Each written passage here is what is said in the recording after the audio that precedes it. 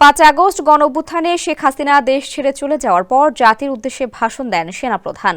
তখন ধারণা করা হচ্ছিল সেনা শাসনের দিকে যাচ্ছে দেশ, তবে সেটি হয়নি।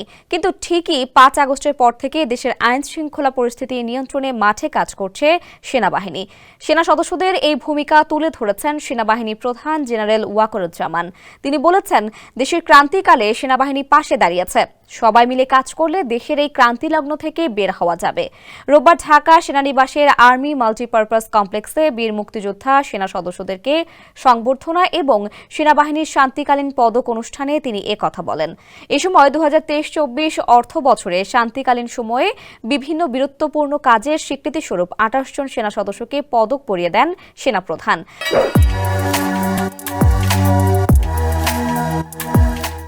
যার মধ্যে 5 জন সেনাবাহিনী পদক, 5 জন অসামান্য সেবা পদক ও 18 জন বিশিষ্ট সেবা পদক পান। মুক্তিযোদ্ধাদের অবদানের কথা স্মরণ করে সেনাপ্রধান বলেন, মুক্তিযোদ্ধাদের জন্য আজকের এই অবস্থান। দেশের শান্তি রক্ষায় দিনরাত আইন শৃঙ্খলা রক্ষার কাজে সেনাবাহিনী কাজ করে যাচ্ছে।